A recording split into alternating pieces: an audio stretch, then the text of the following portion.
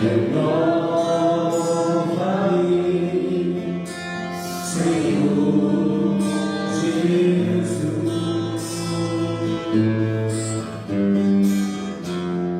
Põe em mim teu coração, porque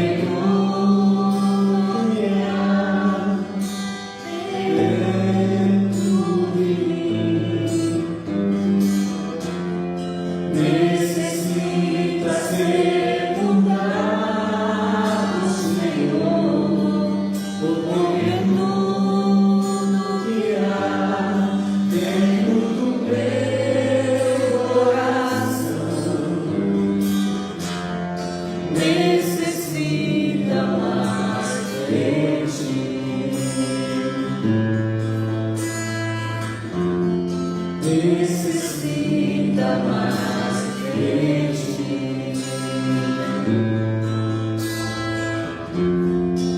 Necessita mais de ti.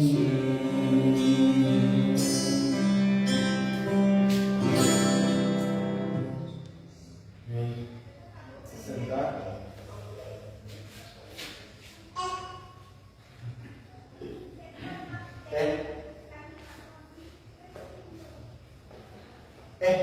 Você sentar? Abra sua Bíblia hoje em Romanos 6.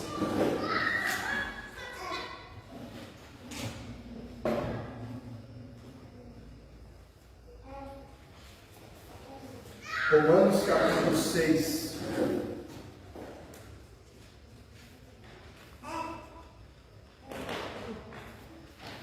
Bom, nós ainda estamos na série Deus salva pecadores e, na verdade, acredito eu que essa é a última pregação dessa série, né? Desse agrupamento, vamos dizer assim. Aí, a partir de semana que vem, isso já, eu finalizei semana passada, dizendo que quando a gente entende e crê no Evangelho, ele influencia todas as áreas da nossa vida, cada detalhe, amém? Então nós vamos começar essa pregação de hoje, já fala um pouco disso, e semana que vem, e a partir de semana que vem, né, na verdade o resto do ano agora, nós vamos estar sempre abordando como que o Evangelho muda cada área da nossa vida, né? E aí nós vamos tratando disso ao longo dos próximos meses. O tema hoje é mortos para o pecado, vivos para Deus e vivos em Cristo. Romanos capítulo 6. Você vai ver que é basicamente o título também que colocaram nesse capítulo 6. Por que eu vou falar disso? Para finalizar, vamos dizer, esse agrupamento da série.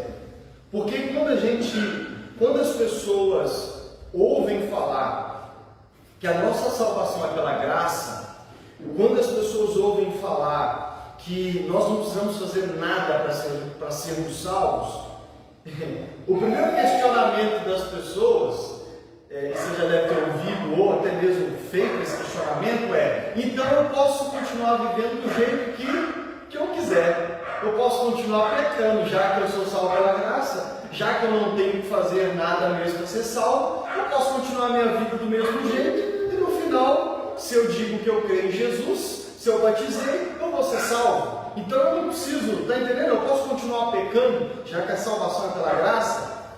E esse não é um questionamento novo. Tanto que a gente vai ver que o capítulo 6 de Romanos é Paulo respondendo a isso. Na verdade, não apenas o 6, né? Os próximos capítulos é Paulo respondendo cada vez de forma mais profunda isso. Mas nós vamos focar apenas no 6 hoje, no capítulo 6. Então você vai ver que desde o primeiro versículo, Paulo já vai responder esse questionamento. Qual é o questionamento? Se eu sou salvo pela graça, então eu posso continuar vivendo de qualquer jeito. E no fim eu vou ser salvo mesmo. E é isso que nós vamos ver hoje. E o tema hoje é esse: mortos para o pecado, vivos para Deus. Nós vamos ver que se de fato nós cremos no Evangelho, se de fato entendemos o Evangelho, se de fato nos arrependemos, que foi o tema das últimas 2 semanas, nós respondemos ao Evangelho com arrependimento e fé, se de fato nós respondemos ao Evangelho, à pregação do Evangelho, com arrependimento e fé, nós vamos ver se essa resposta de arrependimento e fé gera uma vida de qualquer jeito. Se o cristão é aquele que vive de qualquer jeito. E é isso que nós vamos ver, baseado nesse capítulo 6 de Romanos. Então nós vamos ler do verso 1 ao 14, para começar. Verso 1 ao 14 diz assim, Romanos capítulo 6. Que diremos então? Continuaremos pecando para que a graça aumente? De maneira nenhuma. Nós, os que morremos para o pecado, como podemos continuar vivendo nele? Ou vocês não sabem que todos nós que fomos batizados em Cristo Jesus, foram batizados em sua morte? Portanto, fomos sepultados com ele na morte por meio do batismo, a fim de que assim como Cristo foi ressuscitado dos mortos, mediante a glória do Pai, também nós vivamos uma vida nova. Se dessa forma fomos unidos a Ele, na semelhança da sua morte, certamente o seremos também na semelhança da sua ressurreição. Pois sabemos que o nosso velho homem foi crucificado com Ele, para que o corpo do pecado seja destruído, e não mais sejamos escravos do pecado. Pois quem morreu foi justificado do pecado. Ora, se morremos com Cristo, cremos que também com Ele viveremos. Pois sabemos que, tendo sido ressuscitados dos mortos, Cristo não pode, tendo sido ressuscitado dos mortos, Cristo não pode morrer outra vez. A morte não tem mais domínio sobre ele, porque morrendo, ele morreu para o pecado uma vez por todas, mas vivendo, vive para Deus. Da mesma forma, considerem-se mortos para o pecado, mas vivos para Deus em Cristo Jesus. Portanto, não permitam que o pecado continue dominando os seus corpos mortais, fazendo que vocês obedeçam aos seus desejos. Não ofereçam os membros do corpo de vocês ao pecado como instrumentos de injustiça. Antes, ofereçam-se a Deus como quem voltou da morte para a vida. E ofereçam os membros do corpo de vocês a Ele como instrumentos da justiça. Pois o pecado não os dominará, porque vocês não estão debaixo da lei, mas debaixo da graça. Vamos orar mais uma vez. Senhor Deus, eis aqui o texto de Romanos capítulo 6, Senhor. Deus, esses capítulos de Romanos, de certa forma, é um pouco delicado, Senhor, de entender. Portanto, eu peço a ajuda do Teu Espírito Santo para que eu possa, nessa noite, ajudar os meus irmãos a compreender tudo que o Senhor, através do apóstolo Paulo, está dizendo para nós aqui nesse capítulo 6.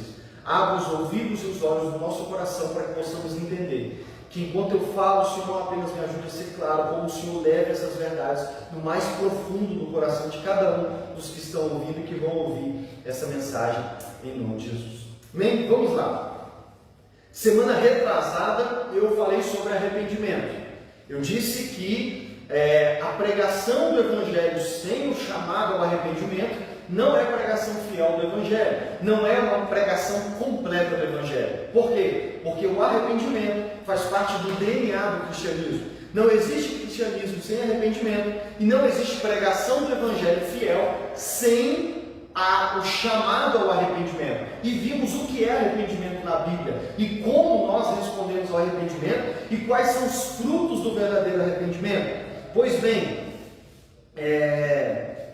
um dos tópicos daquela pregação, eu disse que um dos frutos e um dos sinais do verdadeiro arrependimento é o fato de que o verdadeiro arrependimento muda a nossa relação com o pecado, ou muda a nossa maneira de lidar com o pecado, ou muda a nossa maneira de ver o pecado. Amém? O verdadeiro arrependimento muda a nossa maneira de nos relacionar com o pecado.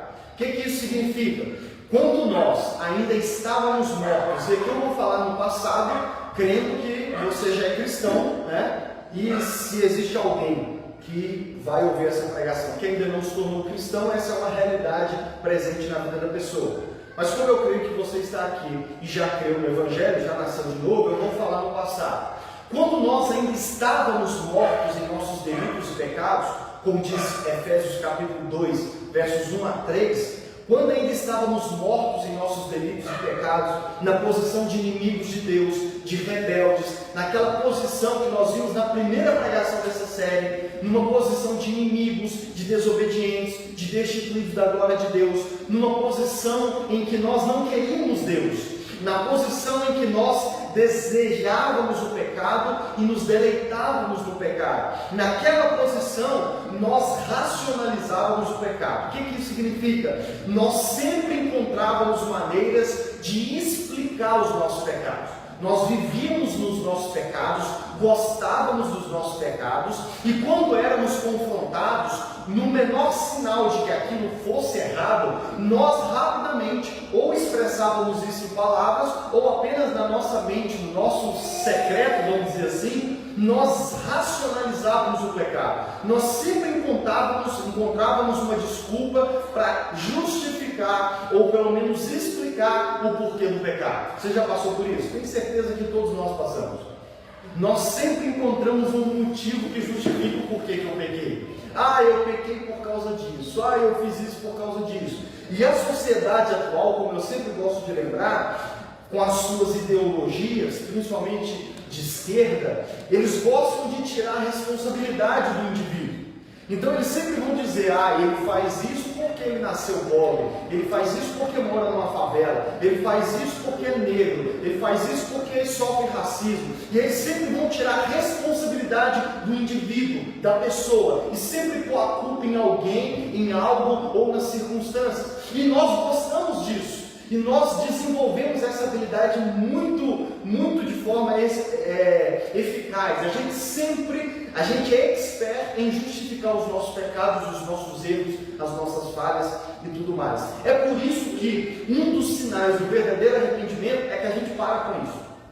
A gente para de encontrar uma justificativa, uma explicação para o nosso pecado. E a gente encara o pecado de frente. A gente encara o pecado como ele verdadeiramente é. Se antes, quando ainda estávamos mortos sem Cristo, nós nos alegrávamos no pecado, nós sentíamos prazer no pecado, era o pecado que nos dava prazer, que enchia a nossa alma.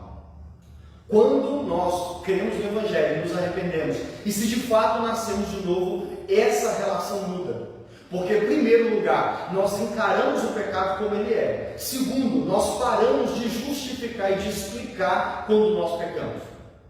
E, em terceiro, nós, se antes amávamos e sentíamos prazer no pecado, nós agora odiamos o pecado e nos entristecemos todas as vezes que caímos no pecado. E essa é uma palavra que é até difícil a gente ouvir pregação sobre isso, sobre o entristecimento, vamos dizer assim, santo, né? Inclusive Paulo vai falar isso lá na sua carta em 1 Coríntios. Na verdade, em 1 e 2 Coríntios você vai ver Paulo falar desse assunto, da tristeza que o verdadeiro arrependimento traz. Paulo diz que o verdadeiro arrependimento ele traz na alma do cristão uma tristeza santa, uma tristeza que leva para o arrependimento, uma tristeza que gera um ódio para com o pecado. Tanto que na primeira carta aos Coríntios que nós temos na Bíblia, Paulo é duro contra um homem que estava deitando com a sua própria madrasta. E Paulo diz assim: se esse homem não se arrepende, expulsem ele da igreja. Porque eu já julguei, entreguem a alma dele para Satanás. Forte, pesado, né? Imagina se um pastor hoje em dia fala isso no púlpito ou no aconselhamento, né? Vamos falar que ele é do capeta. Mas aí na segunda carta, o que parece, pelo tom da segunda carta aos Coríntios, é que não só aquele homem, e Paulo também corrige a igreja, porque ele diz assim: isso tudo, dentre outras coisas, está acontecendo no meio da igreja e vocês não fazem nada. E vocês continuam agindo como se nada tivesse acontecendo. Então eu já julguei. Se vocês não tomam uma postura, eu estou tomando daqui de longe. Expulsem ele da igreja.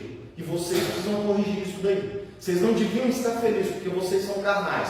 Já na segunda carta, pelo tom da carta, a gente vê que o homem se arrependeu e a igreja também se arrependeu. E a gente vê Paulo escrevendo a segunda carta aos Coríntios, Paulo começa dizendo que eles estavam tristes.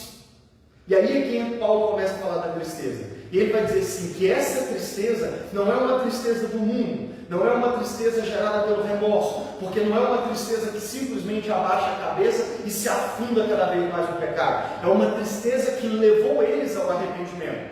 Então, o verdadeiro arrependimento, ele gera uma tristeza santa. Todas as vezes que caímos em pecado, todas as vezes que nos encontramos na realidade, na luta diária com o pecado.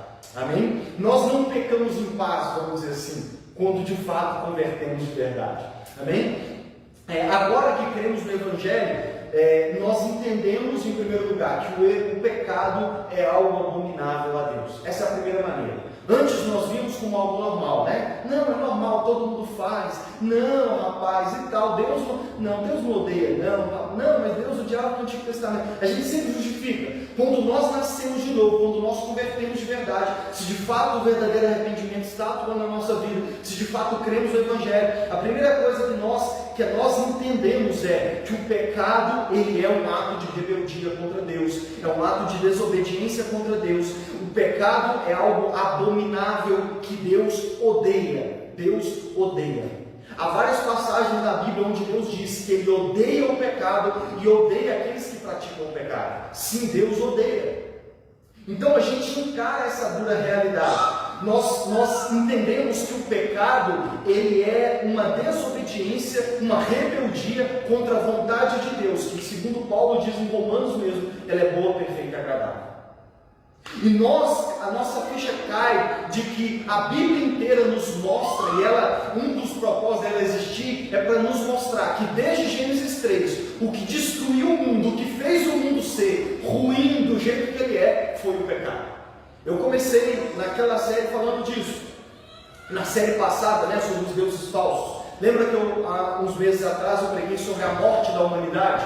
Quando nós olhamos a humanidade, tudo de ruim que existe, quando nós olhamos para a humanidade e vemos que as coisas só pioram e a tendência é piorar, essa semana a gente estava meio que com um hábito bem ruim lá na casa da minha mãe. A gente cismou de ver filmes e documentários sobre uns assassinatos que teve no Brasil aí. Aquela jovem Suzana, não sei o que com o namorado e o irmão da namorada matou os próprios pais, uma outra que matou o próprio marido, esquartejou, vingou ele e espalhou. Eu estava vendo sangue desse aí essa semana. E aí a gente olha para essas coisas e diz assim, como que um ser humano pode, e em muitos documentários, a esposa, a mulher que matou o marido, picoteou ele todo, espalhou no meio da floresta fora, gravaram ela e ela foi lá explicar o porquê. E ela foi dar a justificativa dela porque que ela fez aquilo. Porque nós somos assim. E isso, quando a gente encara essa dura realidade, a gente, se de fato crê na Bíblia, crê no Evangelho e entender o que Deus nos diz na sua santa palavra, a primeira coisa que a gente passa a defender e acreditar é que o mundo está do jeito que está, a raiz é o pecado. Não é a sociedade que corrompe as pessoas, não é a luta de classe, não é ideologia, não é racismo, não. Tudo isso é resultado de uma coisa: o pecado entrou no mundo. Nós vimos isso também no início dessa série. O pecado entrou no mundo. Então, se de fato eu sou cristão e nasci de novo, a primeira consciência que eu tenho é que o pecado é a raiz de todos os males. O pecado é o que trouxe toda essa desgraça para o mundo. Paulo diz em Romanos 3, verso 20, ele diz assim, pois mediante a lei nos tornamos plenamente conscientes do pecado. O que significa isso? Dentro desse nosso contexto aqui, Paulo está dizendo que tornar-se cristão é tornar-se consciente completamente do pecado. O que significa isso? É olhar para o pecado, é considerar o pecado como Deus o considera, como a Bíblia diz que ele é. Ele é a raiz de todos os problemas. Ele é a raiz dos problemas que nós temos no casamento, ele é a raiz do problema que nós temos em família, ele é a raiz de todos os problemas, Essa semana a gente estava conversando também a respeito de um livro que eu ainda quero ler, mas eu conheço só o título, sobre casamento. O título do livro é Quando dois pecadores dizem sim. Porque o que é o pecado? Qual que é a raiz dos problemas no casamento, entre marido e mulher? O problema é que são dois pecadores morando 24 horas debaixo do mesmo teto, convivendo quase 24 horas juntos, com seus defeitos, pecados e etc. Então, nós passamos a entender e a tomar consciência de qual é a verdadeira natureza do pecado e suas consequências. E aqui, nós vimos na série passada também, por Romanos 1, 2 e 3, Paulo começa a sua carta aos Romanos, pregando o Evangelho, mostrando isso, o problema do pecado. Nós tratamos muito disso na série passada, quando Paulo fala no capítulo 1, 2 e 3, que a raiz de todos os males é o pecado. É o pecado. Romanos 5,12, o capítulo antes ele diz assim, no verso 12: portanto, da mesma forma como o pecado entrou no mundo por um homem e pelo pecado a morte. O que é que trouxe a morte para o mundo? Irmãos, Deus não criou a humanidade para que morresse. Deus não criou todas as coisas para que existisse a morte. A morte existe por causa do pecado. Foi após o pecado ter entrado no mundo que ele trouxe a morte. E ele diz no verso 12 ainda, que assim a morte veio a todos os homens. Quem é que gosta de ir em velório? Quem é que gosta de ir em velório? Estava ouvindo a pregação do pastor essa semana e ele dizendo que ele não sabe explicar, mas ele não gosta de ir em velório. Uma das coisas mais difíceis para ele é ter que fazer o ofício fúnebre. É ter que, né, como pastor, ir lá no dia do velório, dar uma palavra e tudo mais. Porque ele falou, eu não sei explicar, mas eu não gosto. Eu não gosto. E é difícil você encontrar alguém que gosta de ir em velório. Quem é que gosta de passear? Quem é que tira um domingo em família para ir passear no cemitério? Quem gosta? Ah, vou lá dar um rolê. E olha que a maioria dos cemitérios são muito bonitos, né? Tem gramado e tudo mais. Quem gosta de dar uma volta, um passeio no cemitério? Ninguém. A morte, irmãos, no fundo, nós nos incomodamos com a morte. E aí, se de fato eu me tornei cristão, a primeira coisa que eu tomo consciência é que a morte só existe por causa do pecado. O pecado trouxe a morte para o mundo. Verso 16 do capítulo 5, ele diz assim: por um pecado veio o julgamento que trouxe a condenação. Outra coisa, nós cremos no dia do juízo final. O que trouxe julgamento e condenação para a humanidade foi o pecado. Todos nós pecamos, nos tornamos pecadores, nos tornamos rebeldes para com Deus, e o resultado é não apenas morte, mas julgamento e condenação. Julgamento e condenação.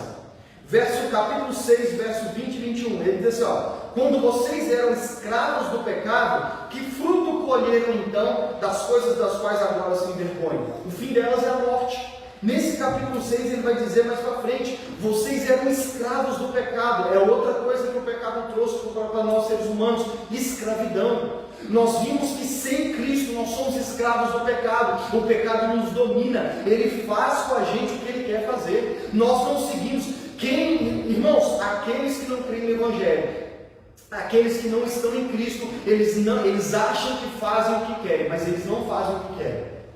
Eles fazem o que o pecado que dominou e domina a vida deles manda eles fazerem. A nossa sociedade hoje em dia se gaba do eu faço o que eu quero, o corpo é meu corpo, minhas regras, eu faço o que eu quero, ninguém manda em mim. Nós convivemos com uma geração que não obedece nem pai e mãe. Qual foi a última vez que você ouviu um pai e uma mãe corrigir uma criança, dizendo para ela assim, respeite os mais velhos, se tratando de um desconhecido? Eu fui criado, minha mãe me ensinou, me criou, me dizendo para mim o seguinte, se é mais velho que você tem que respeitar, independente de ser parente ou se não é. Hoje em dia as crianças não respeitam nem pai e mãe, nem pai e mãe. Ah, mas é família. Não, tem filhos, tem pessoas, tem familiares que brigam porque uma pessoa vira para o irmão ou para a irmã e diz, você não tem o direito de corrigir o meu filho. E ela acha que isso resolve a vida. Então,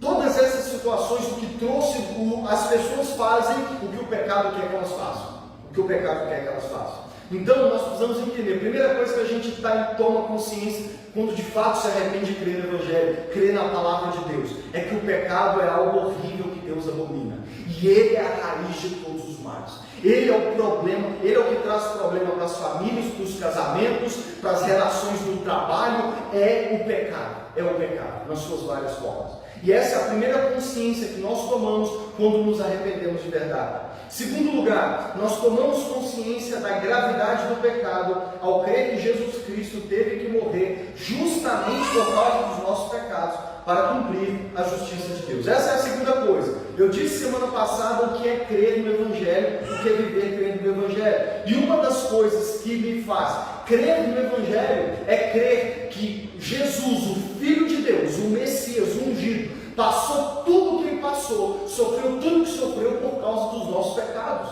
Eu bati muito nessa tecla nessa série. Eu preguei, acho que umas 4 pregações que, se você for olhar, basicamente tem a mesma coisa. Alguns poderiam até dizer, mas está repetindo a mesma coisa. Mas é de fato repetindo a mesma coisa, porque é o que a Bíblia repete desde Gênesis 3 até Apocalipse capítulo 22. Que o problema da humanidade é o pecado. E o pecado ele é tão grave que Cristo Jesus, o Filho de Deus, teve que vir nessa terra, sofrer tudo o que sofreu, para cumprir a justiça de Deus, para pagar o preço pelos pecados. Irmão, se o pecado não fosse nada, Deus não precisaria ter enviado o Filho dele. Se o pecado fosse algo tranquilo, de boa, Deus poderia ter enviado um anjo. Ah, vai lá, anjo, você vai lá e morre lá, paga o preço lá, resolve, paga essa conta lá. Deus poderia ter matado um animal, mas nós vimos também nessa série que todos os animais que morreram no Antigo Testamento não serviu para pagar o preço pelos nossos pecados. E eles, todos os animais que eram sacrificados no Antigo Testamento, eram sacrifícios temporários. Porque o único preço que de fato foi pago e que satisfez a justiça de Deus foi o sangue do seu próprio Filho. E se eu sou cristão, se eu digo, eu creio nisso, eu creio nessa verdade do Evangelho, irmãos, como que eu vou levar o pecado de qualquer jeito? Como que eu vou tratar o pecado assim como se ele nada fosse? Estão entendendo, irmão? Amém. O Evangelho diz que Cristo é o nosso substituto. Ele teve que pagar. E outra coisa, por que Cristo é o nosso substituto? Porque nós, por nós mesmos, não poderíamos pagar o preço pelo pecado. Não poderíamos. E nós nem temos condições de pagar o preço pelo pecado. Por isso que Cristo Jesus teve que vir e ser o nosso substituto. E ser aquele que morreu no nosso lugar para pagar o preço pelos nossos pecados. Romanos capítulo 5. Eu vou ler alguns versos do capítulo 5. Verso 15. Depois vou ler o 17 a 19. Diz assim, olha o que Paulo está dizendo. Entretanto, não há comparação entre a dádiva e a transgressão, pois se muitos morreram por causa da transgressão de um só, que é Adão, muito mais a graça de Deus, isto é, a dádiva pela graça de um só homem, Jesus Cristo, transbordou para muitos. O que Paulo está fazendo no capítulo 5? Paulo está colocando em paralelo Adão e Jesus Cristo.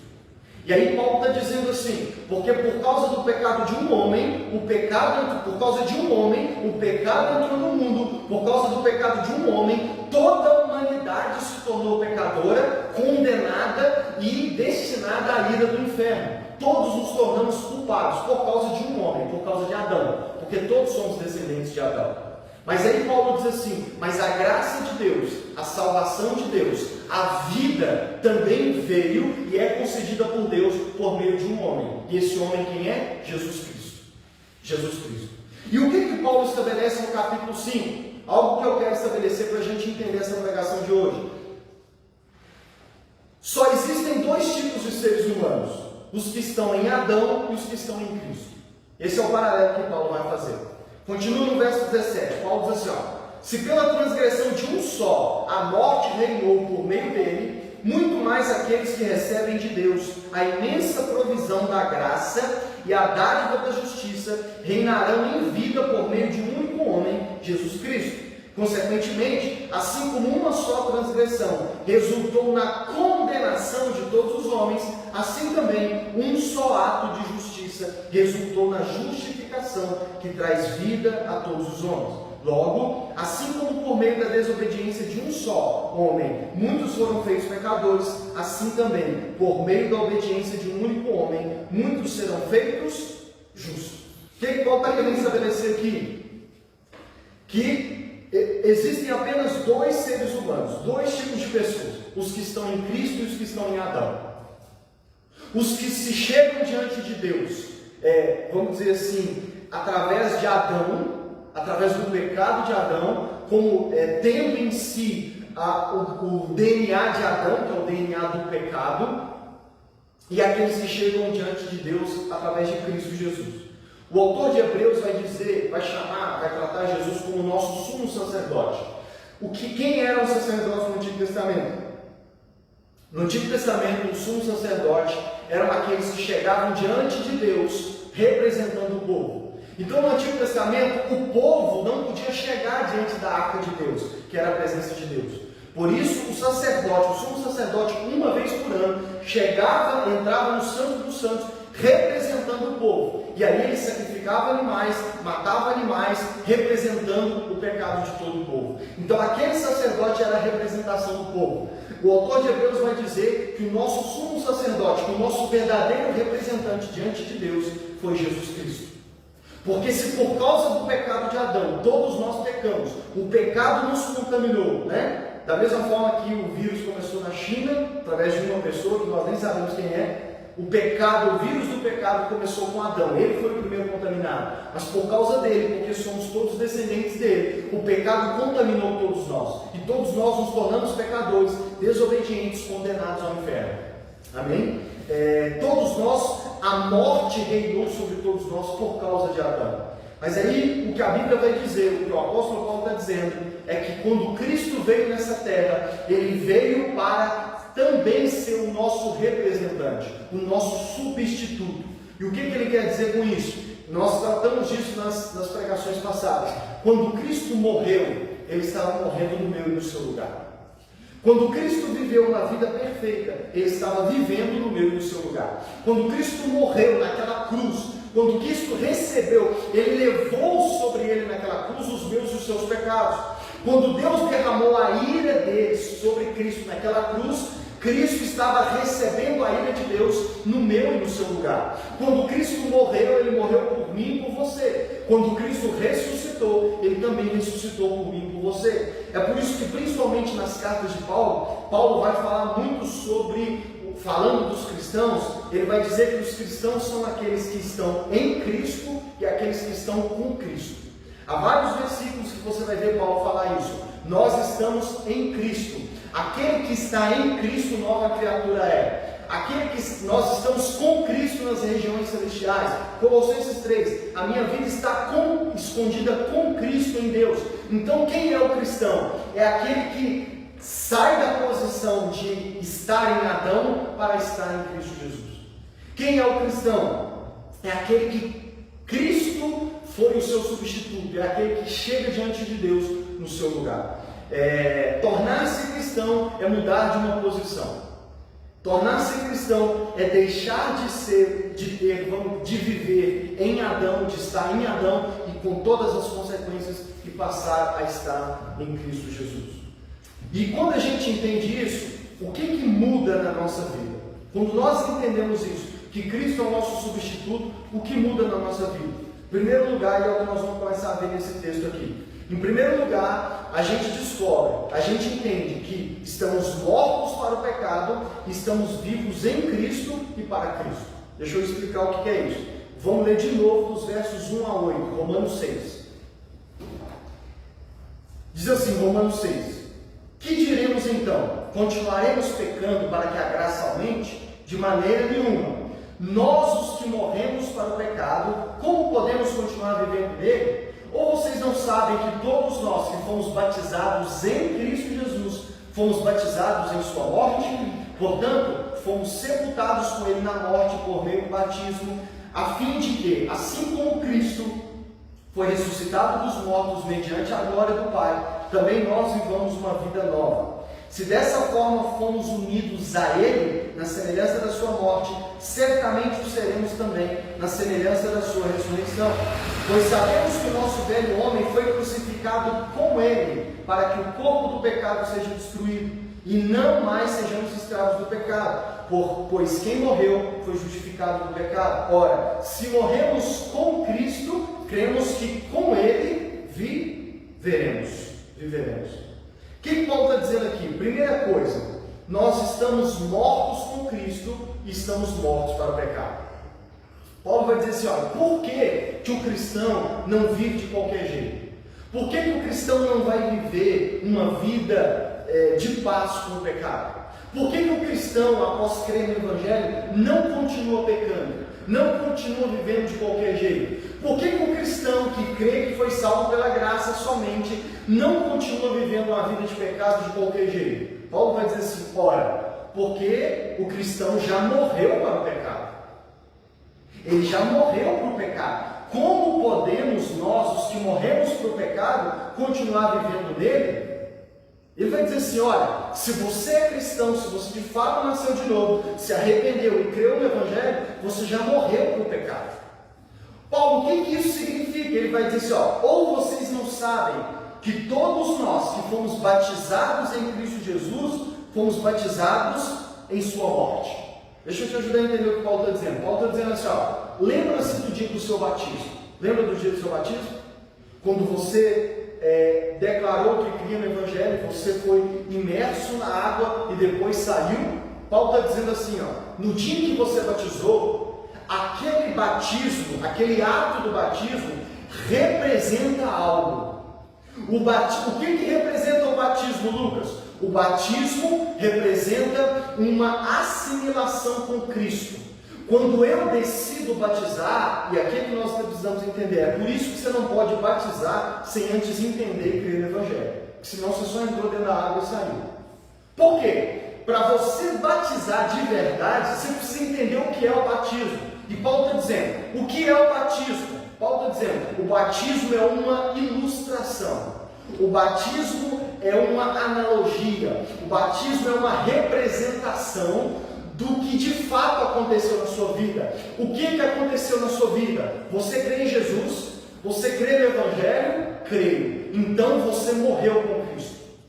Lembra-se de quando Cristo morreu? Quando Cristo levou sobre ele os seus pecados, quando Cristo foi crucificado naquela cruz, você crê que ele morreu daquele jeito por causa dos seus pecados? Você crê que ele foi morto porque estava levando os seus pecados? Você crê que ele foi colocado naquele túmulo por causa dos seus pecados? Eu creio. Então Paulo diz assim, então você morreu com ele. Então por quê? Porque crer no Evangelho, crer que Cristo morreu por mim, é declarar, eu morri com ele.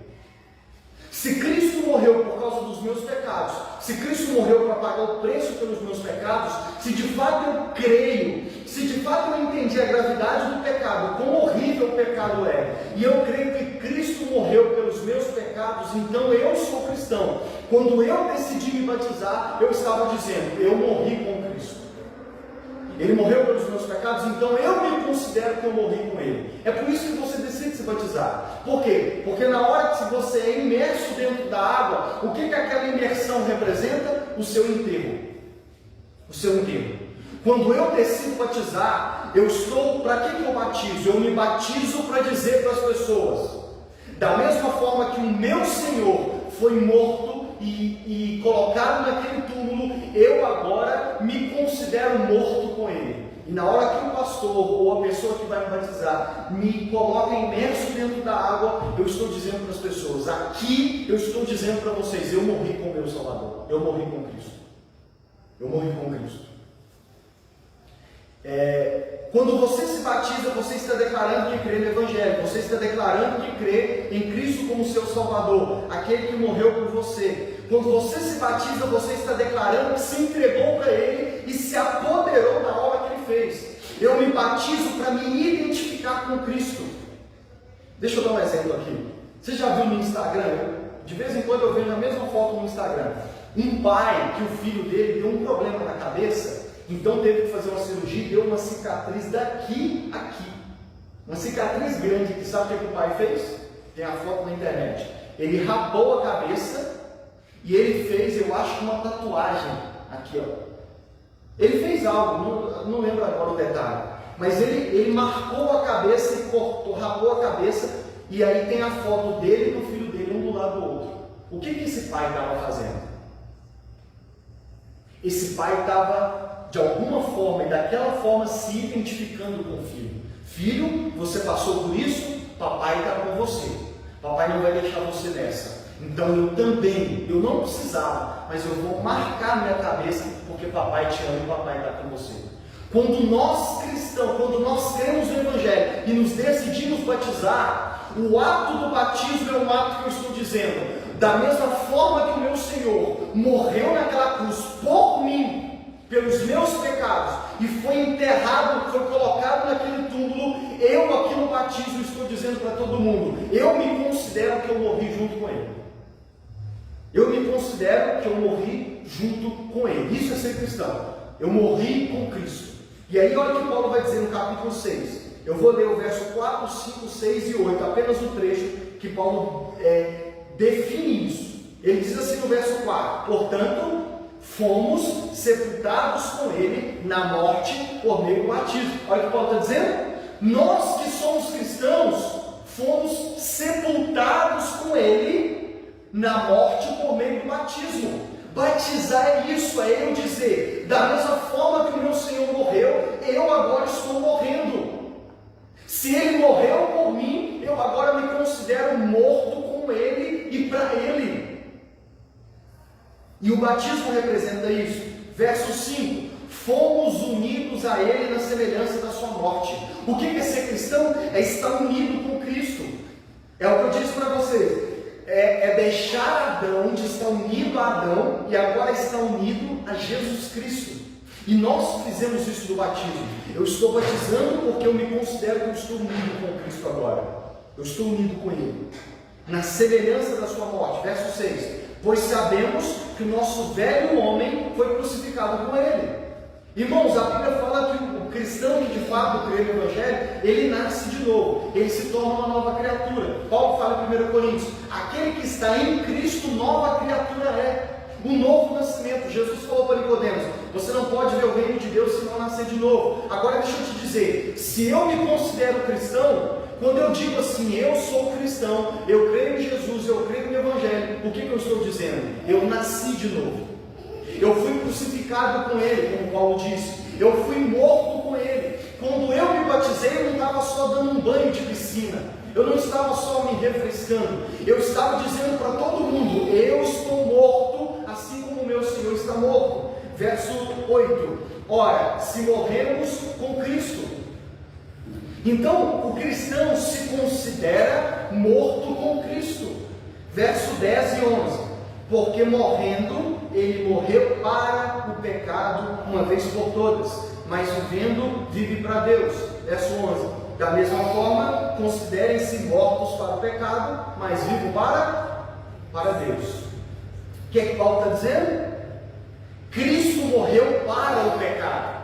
Cristo morreu para acabar com o pecado. Cristo morreu para quebrar o domínio que o pecado tinha sobre nós, seres humanos. Se Cristo morreu para o pecado, para acabar com o pecado, como que eu, que me digo cristão, que digo crer em Cristo, como que eu me batizei? O batismo é para representar essa assimilação. Eu estou morto com Ele, eu morri com Ele. Como que a Bíblia diz que Cristo morreu para o pecado e eu agora digo que eu estou em Cristo, que eu sou cristão e eu não me considero morto para o pecado?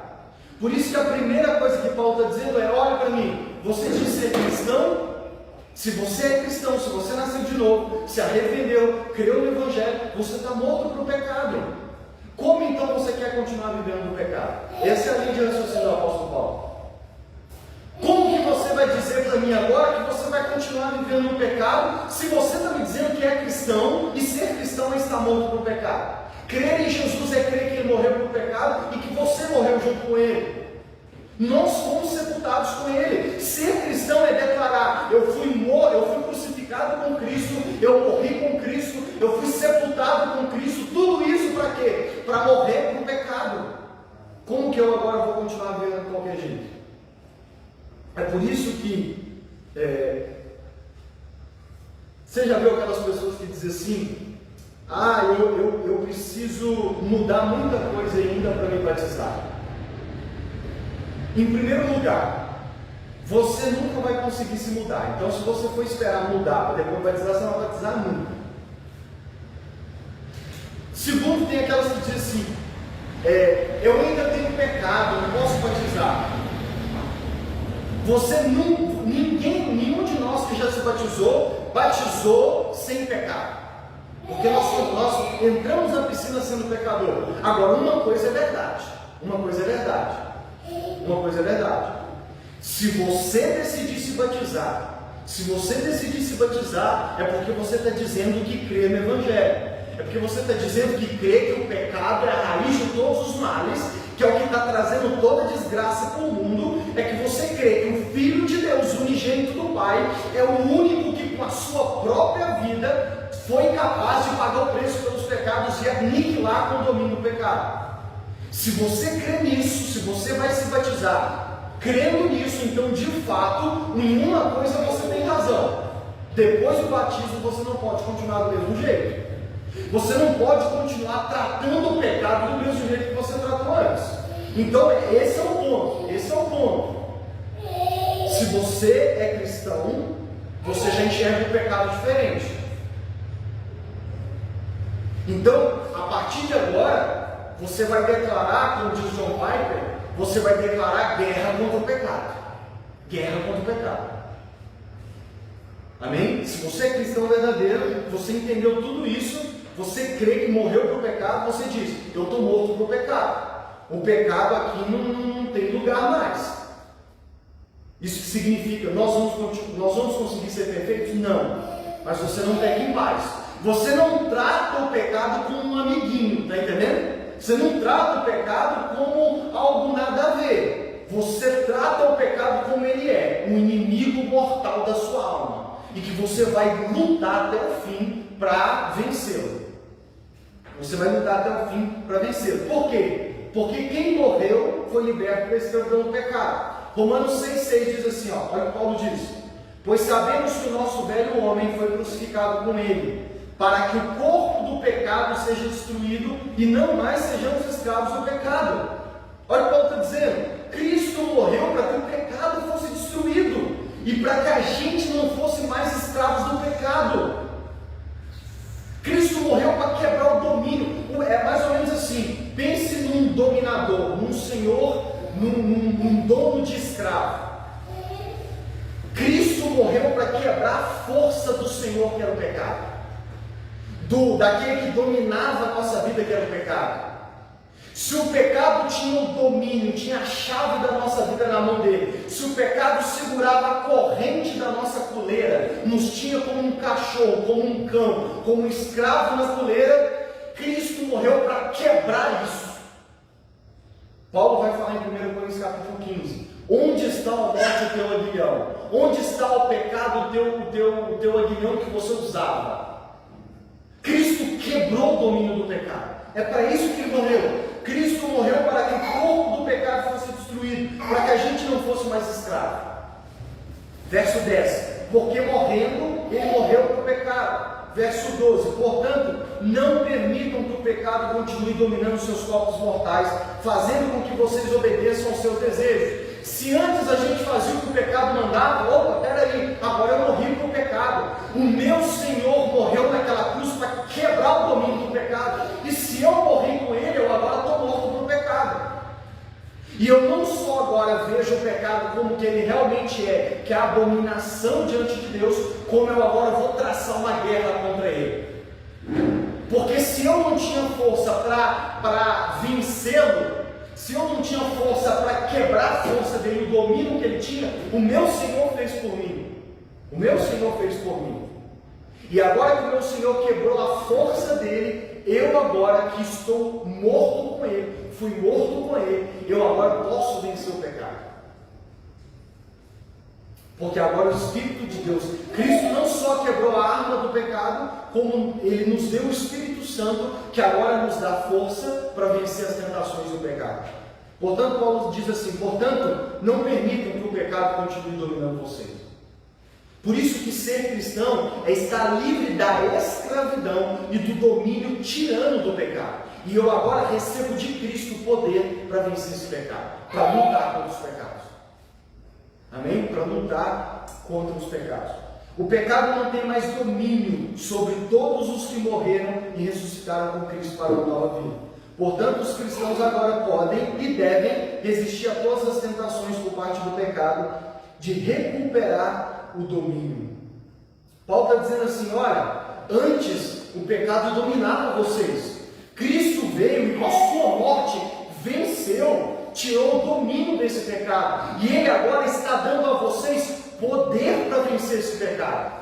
Vocês agora vão deixar ele dominar de novo vocês? Não, nós não vamos deixar dominar. Nós agora vamos lutar com unhas e dentes contra o pecado. Por quê? Porque esse estado em que eu estou agora sendo cristão, eu não estou livre do pecado, entendeu? Mas eu agora posso vencê-lo pelo poder de Deus. Ano que vem nós falamos sobre a armadura de Deus, ou mais para frente. A armadura de Deus é para isso, é para vencer a luta contra o pecado, que é o que Paulo vai falar em Efésios. E qual que é a armadura de Deus? A palavra, que é a espada, ou seja, a leitura bíblica. Então, nós recebemos de Deus as armas, as estratégias para vencer o pecado. E o pecado agora não me domina, por isso eu vou lutar contra ele. E eu posso agora vencê-lo. Amém? Então, Paulo diz assim: por que você não vai continuar vivendo de qualquer jeito? Por que você não vai viver se entrega ao pecado? Em primeiro lugar, porque você já morreu para o pecado. Você já morreu com Cristo para o pecado. Portanto, que história é essa de você deixar ele vencer o Senhor? Você agora tem que vencê-lo e dominá-lo. Amém? Segunda coisa que ele fala: ressuscitados para viver uma nova vida com Cristo para Deus. Qual que é o paralelo do batismo? Eu fui morto com Cristo, mas Paulo agora vai também dizer, e ele vai intercalando isso nos versos do capítulo 6. Eu morri com ele, mas eu também ressuscitei com ele. Cristo foi morto e sepultado após a morte. Mas a pergunta é: Cristo ficou sepultado? Cristo não ficou sepultado. Ao terceiro dia, ele ressuscitou. E o pecado não teve domínio sobre ele. Ele ressuscitou e está vivo, graças a Deus, à direita de Deus. E olha o que Paulo vai dizer, verso 4. Portanto, fomos sepultados com ele por meio da morte, por meio do batismo, a fim de que, assim como Cristo foi ressuscitado dos mortos, mediante a glória do Pai, também nós vivamos uma nova vida. O que é o batismo? Eu imerso, no momento em que você imergiu, você está declarando: eu morri com Cristo por pecado. Mas na hora que você saiu das águas, você está dizendo: assim como Cristo ao terceiro dia ressuscitou, eu também ressuscitei. Eu saí das águas agora para uma nova vida. Paulo está dizendo: da mesma forma que morremos com ele, fomos ressuscitados com eles para viver agora o quê? Uma nova vida. Irmãos, essa é a promessa do Evangelho para nós. Cristo não morreu, não passou tudo o que passou para que nós continuássemos do mesmo jeito. Cristo morreu para nos transformar, para nos tornar nova criatura, para que fôssemos diferentes, para tirar a raiz dos males, que é o pecado, que é o domínio do pecado, e Ele nos resgatou para nos dar uma nova vida. Então, se eu creio em Cristo, eu agora vou viver uma nova criatura.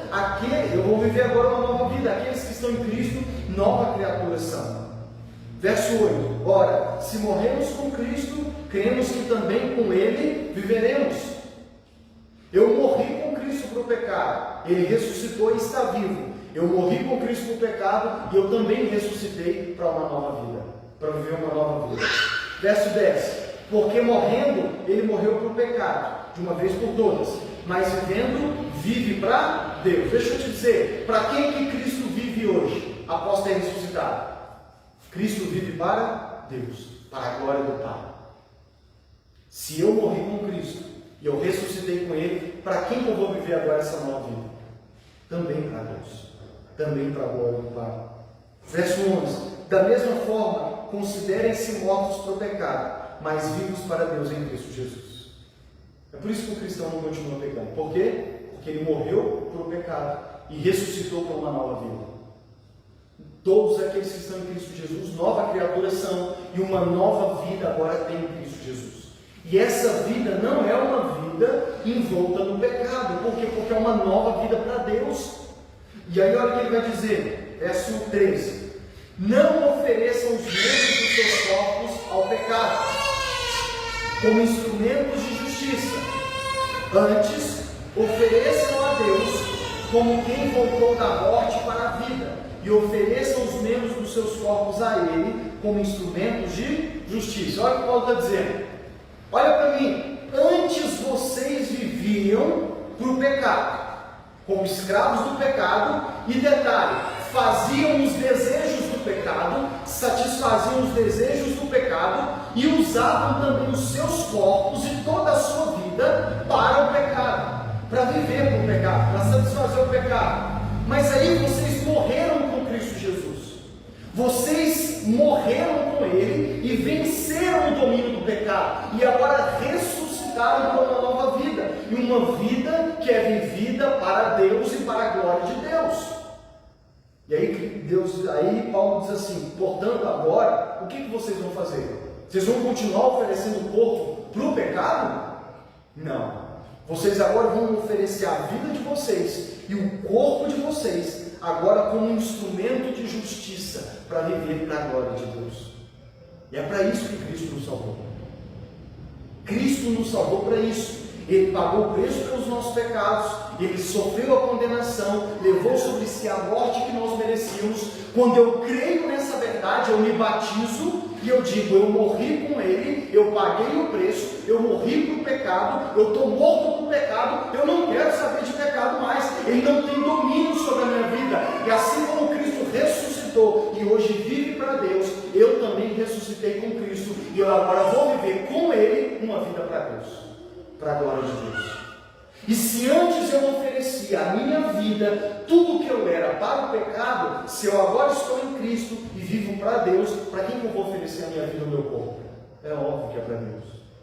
Assim como no passado nós oferecíamos ao pecado e seus desejos, agora devemos nos oferecer de modo total a Deus. Um novo Senhor assumiu o controle da nossa vida. Essa é a mudança. Antes eu era escravo do quê? Do pecado. Mas agora eu sou escravo de quem? De Deus. É o que ele vai dizer no verso 15 a 23. Eu não vou desenvolver, mas vou ler rápido e a gente vai terminar. Olha o que ele diz do verso 15 ao verso 23. Olha o que ele vai dizer, ó. E então, vamos pecar porque não estamos debaixo da lei, mas debaixo da graça? De maneira nenhuma. Não sabem que quando vocês se oferecem a alguém para lhe obedecer como escravo, tornam-se escravos daqueles que obedecem? Escravos do pecado que leva à morte, ou da obediência que leva à justiça? Aí olha o que ele diz: vocês sabem, quando vocês são escravos de alguém, vocês vivem para aquele alguém, para satisfazer os desejos deles. E por que isso tem o que isso tem a ver com os textos anteriores? É o que ele está dizendo. Antes vocês estavam vivendo no pecado, mas agora vocês morreram e agora vivem para Cristo, para Deus. Vocês estão vivos em Cristo Jesus. Vocês foram ressuscitados, portanto, vocês já não são mais escravos do pecado e já não precisam mais viver satisfazendo os desejos do pecado. O que agora vocês têm que fazer? Serem escravos da obediência que leva à justiça. Verso 17. Mas graças a Deus, porque embora vocês tenham sido escravos do pecado, passaram a obedecer de coração a forma de ensino que lhes foi transmitida. Olha o que ele está dizendo: graças a Deus e por causa dele, vocês antes eram escravos do pecado, mas agora vocês se tornaram, passaram a obedecer de coração aos ensinos que foi transmitido. Se eu agora estou vivo para Deus, eu agora sou escravo da obediência. Eu sou escravo agora da justiça. Eu agora vou ser fiel e vou viver baseado em todos os ensinos. E essa é toda a demais ensino da Escritura. Verso 18. Vocês foram libertos do pecado e tornaram-se escravos da justiça. Vocês agora são escravos de Deus, escravos da justiça. Quem é que vocês vão servir agora com tudo que vocês são na vida de vocês? É a Deus. É a Deus. Verso 19. Falo isso em termos humanos por causa das suas limitações humanas.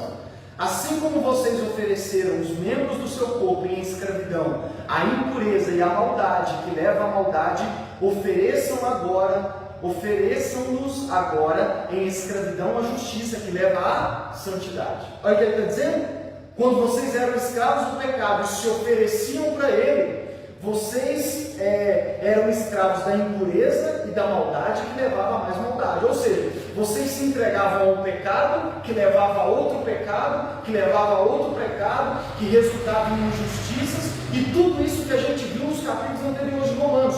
Toda aquela morte, aquela maldade é porque nós nos entregávamos ao pecado. E o problema da humanidade, irmãos, é o ser humano entregue ao pecado. Tudo de ruim que existe não é a natureza que faz de ruim, é nós seres humanos. Por quê? Porque estamos dominados pelo pecado. E aí nós pecamos e atraímos tudo de ruim por causa do pecado. Aí Paulo vai dizer, mas agora ofereçam-se como escravos da justiça. E quando você é escravo da justiça, qual que é o resultado? O que isso te leva? Te leva à santidade, te leva a uma vida santa. É por isso que o verdadeiro cristão, aquele que crê no Evangelho, que se arrependeu e crê na mensagem do Evangelho, ele não vive de qualquer jeito. Por quê? Porque ele lida de maneira diferente com o pecado. E ele entende que agora ele é um escravo de Deus, um escravo da justiça, um escravo da obediência, e o fruto dessa vida de escravidão a Deus, a justiça e a obediência, é uma vida de santidade. Por quê? Porque agora de coração, de coração nós queremos obedecer. Nós queremos obedecer.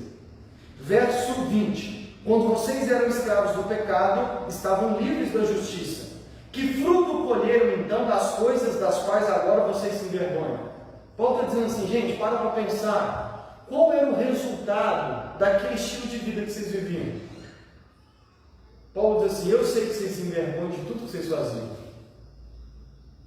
E isso é resultado de que vocês eram escravos do pecado. E aí Paulo diz assim, o fim delas é a morte. Você sabe como que aquele estilo de vida só traz morte. Irmãos, não tem como. Quando a gente para ver o resultado do pecado é morte. É morte. O resultado do pecado é morte. Mas agora que vocês foram libertos do pecado e se tornaram escravos de Deus, o fruto que colhem leva à santidade. E o seu fim é a vida eterna. O seu fim é a vida eterna. Se agora vocês são escravos de Deus, escravos da justiça, o resultado disso, a consequência, o fruto é uma santidade. Uma santidade que no fim vai dar na vida eterna. E aqui não é condicional não. Já não tem que ser santo para ter a vida eterna não. Paulo está dizendo que é um fruto. Amém? Da mesma forma que eu disse para vocês, uma laranjeira naturalmente dá laranja. Um pecador descendente de Adão, naturalmente fazendo os desejos do pecado, vai gerar morte e todo tipo de injustiça. Mas aqueles que nasceram de novo por crerem no Evangelho, eles são nova criatura, são escravos de Deus, da justiça, da obediência, do fundo do coração brota, gerado pelo Espírito Santo, um desejo de obedecer a Deus. E qual que é o resultado disso? Santidade. E qual que é o resultado final? A vida eterna. Pois o salário do pecado é a morte, mas o dom gratuito de Deus é a vida eterna em Cristo Jesus, nosso Senhor.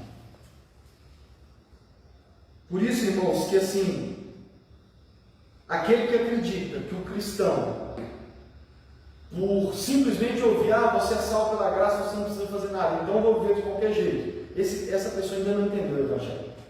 Ela ainda não entendeu e ela ainda não nasceu de novo. É por isso que ela está pensando assim.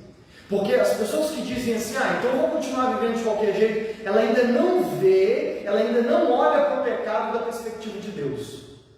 Ela ainda não enxerga o pecado como a raiz de todos os males. Ela ainda não enxerga que o resultado do pecado é só morte, injustiça e tudo de ruim. E isso é um sinal de uma pessoa que ainda não nasceu de novo. Porque aqueles que creem que já entenderam e creem no Evangelho e se arrependeram verdadeiramente e nasceram de novo, eles veem o pecado de uma perspectiva diferente. Eles sabem o resultado do pecado. E eles dizem, eu estou morto para isso. Por que você acha que eu batizei, rapaz? Porque eu entendo que o pecado é horrível, é a raiz de todos os males, e eu creio que Jesus morreu, ele teve que morrer para quebrar o poder desse pecado miserável. Portanto, sabe por que eu batizei em 2010? Porque eu decidi que assim como o meu Senhor morreu por causa do pecado por mim, eu estou morto com Ele. É o que Paulo diz, estou crucificado com Ele. Eu fui crucificado com Ele, fui morto com Ele, fui sepultado com Ele.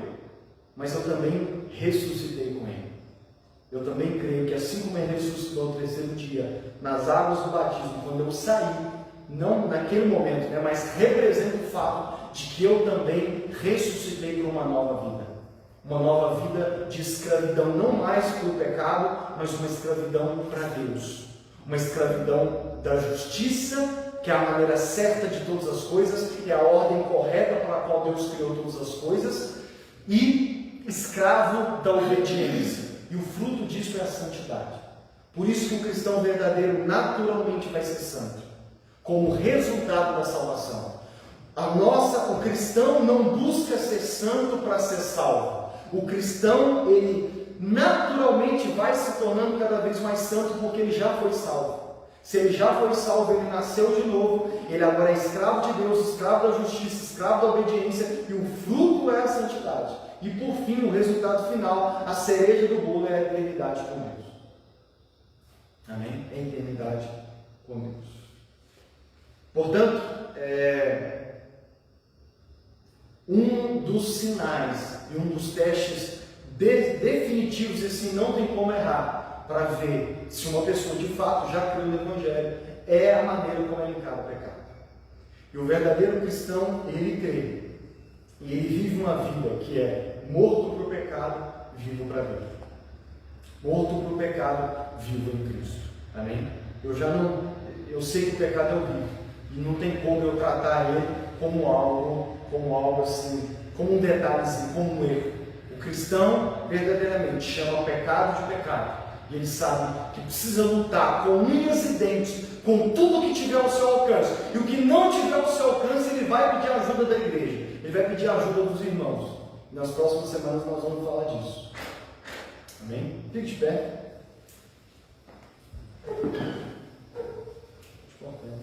Preciso deixar assim. Eu vou colocar